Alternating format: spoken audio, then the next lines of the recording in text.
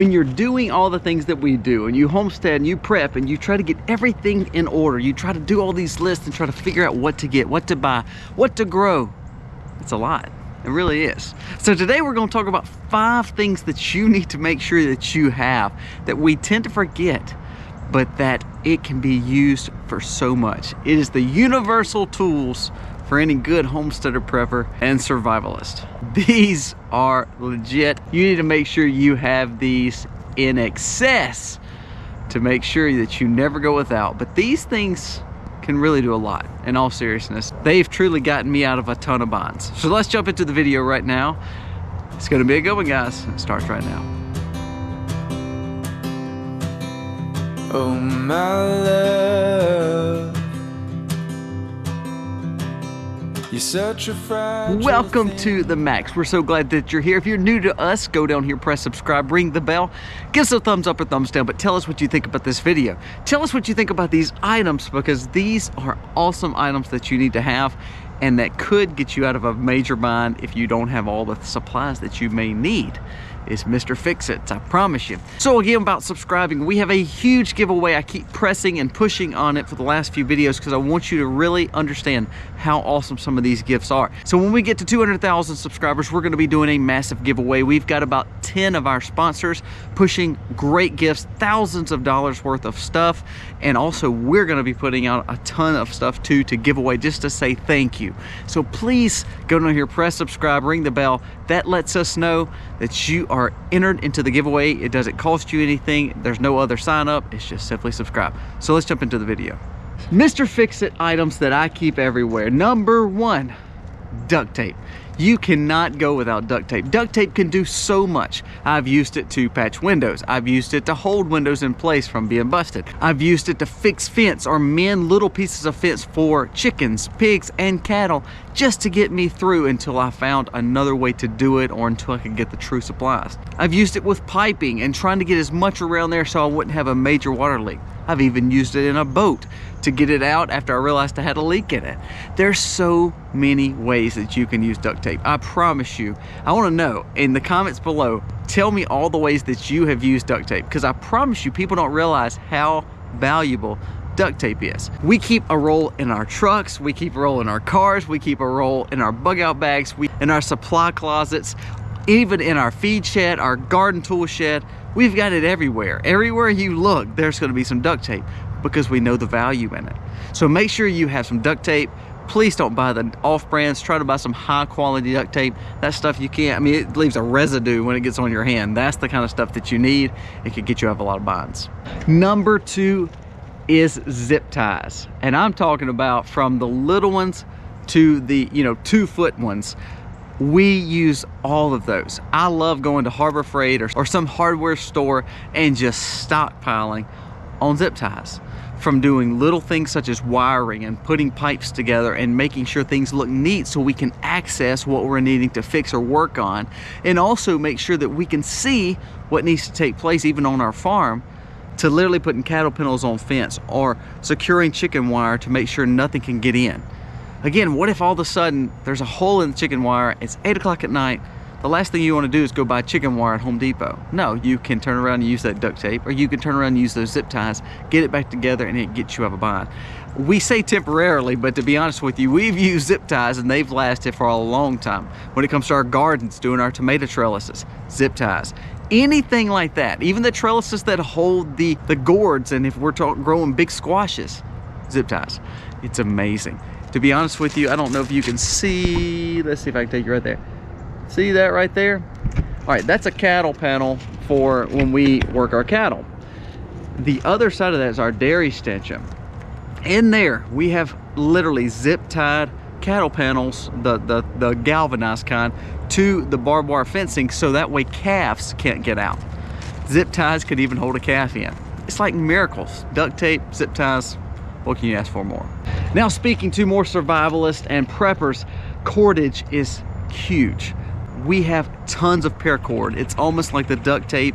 It's almost like the zip ties. It's so universal. With us doing the same thing, tying up plants and vinage, That's great to have. Maybe we need it for our tarps or our tents. We've used it plenty of times for that. Maybe we're trying to block wind while using our tarps and we're turning the cordage different. We can wrap around trees. For instance, in the pig forest, when we had those big monster storms, we have tons of piglets on the ground. We have about 20 piglets on the ground right now.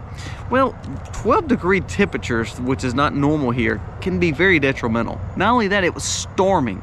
So with it raining, with the coldness, they have a barn and they can get into a barn, but to be honest with you, a lot of these little piglets would not go in the barn just because it was a little, you know, it was just maybe scared them, I don't know. And their mamas wouldn't go because the piglets wouldn't go. So guess what we did? We took our tarps, we got some cordage, we wrapped it around some trees, makeshift this awesome shelter, and they were warm, didn't lose a piglet. Why? Because we use something right there at our disposal. We keep heavily in our bug out bag and in our sheds. We like the weighted better than just, you know, your simple thin ropes. The paracord is probably my favorite thing to use. We have tons of it.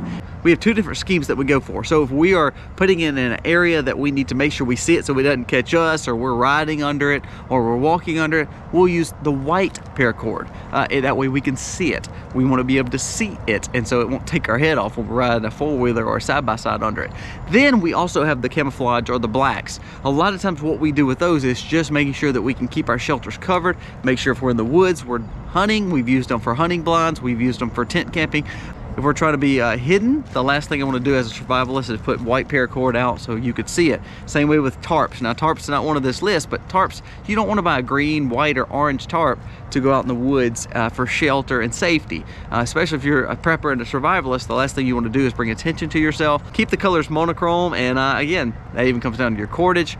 Cordage is a good thing to have on your farm, in your home, in your supplies. No matter where you live, it can get you out of a lot of binds just tying something up.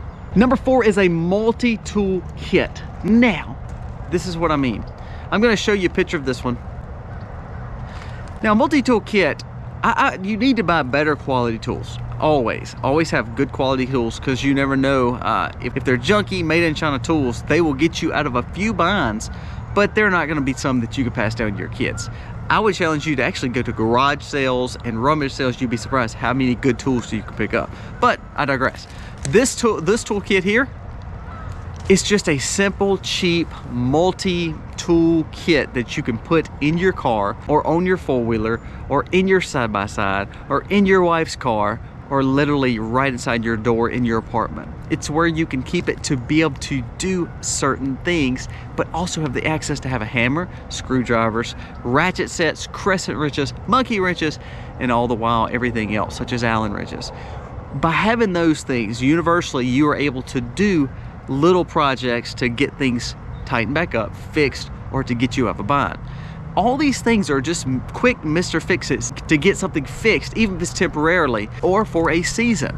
Every one of these things we use. Every time we do these videos, all the things we talk about, we believe in what we do. So we have these cheap little tool sets. Now, do we have nice sets of tools, and do we keep a monster toolbox in some of the vehicles and in our home? Of course.